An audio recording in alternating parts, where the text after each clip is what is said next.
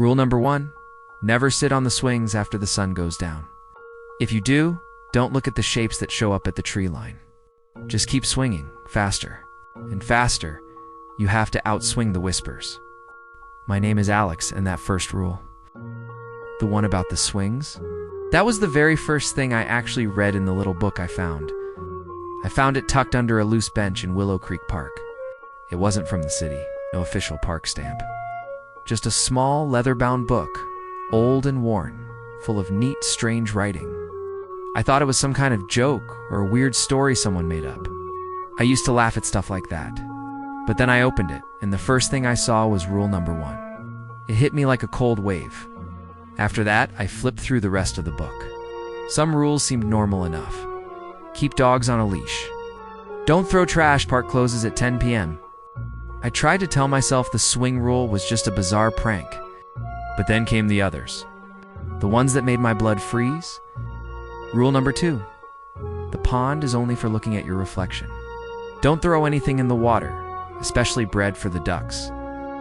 The ducks don't eat bread, and the things that do eat like to be left alone. I still didn't truly believe them at first. Just old stories, I thought. But then the light pole by the old gazebo started to hum strangely when it got dark. It was a low, beating sound that felt wrong. Not a flicker, but a steady beat, like a slow, heavy heart. The book had a rule about it. Rule number 3. If the light pole by the gazebo starts to beat, don't look right at its bottom. Keep moving. Don't let your shadow reach out to it. It wants darkness, and your darkness. I was careful after that, just in case. But then the rules started to pop up everywhere, carved into picnic tables, written on playground slides, whispered by the wind in the willow trees near the pond. They weren't just in the book anymore. They were part of the park. And I, without knowing it, was now part of their game. The park felt different because of the rules. Paths I knew well seemed longer. The quiet felt heavier. Bird sounds seemed muffled, replaced by strange, echoing noises. I saw an old lady, usually friendly, walk past the gazebo, looking down. Carefully avoiding the pulsing light pole, she knew. Rule number 4. The laughter from the children's playground after 8 p.m. isn't real. It's an invitation. If you hear it, don't go near.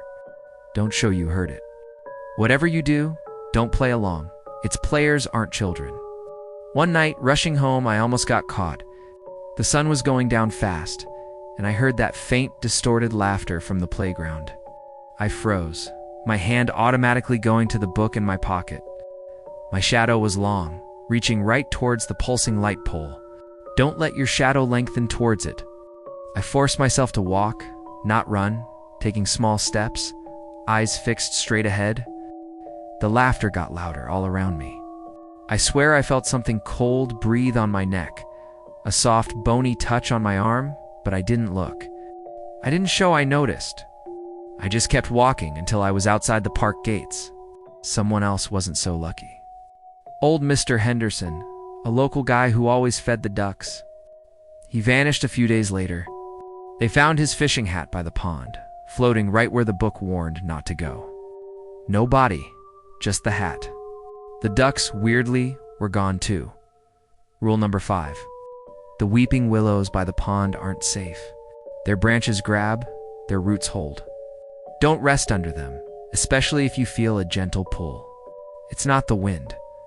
The fear was no longer just an idea. It was real. These weren't just rules. They were warnings. And the things that made sure you followed them were real. I started to notice how few people used the park anymore, especially after dark.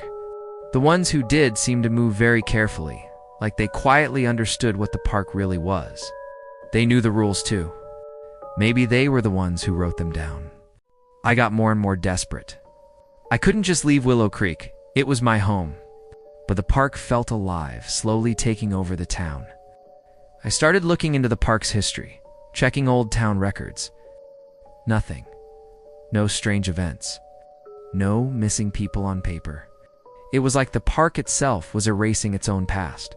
Then, I found an old, faded newspaper clipping. It was from years ago. A park keeper had gone crazy, talking about whispers from the swings, in the pond's hungry depths. He tried to burn down the gazebo. They put him in a mental hospital. His name was Arthur Finch, and tucked into the clipping was a folded old piece of paper. The same handwriting from the handbook, a new rule, one that wasn't in my book. Rule number 6. You can try to tell others. You can try to run, but the rules are the park, and the park remembers. Once you know them, you are stuck. You are its new keeper. The words hit me hard. You are its new keeper. Arthur Finch wasn't crazy. He was trapped. He tried to fight it and lost.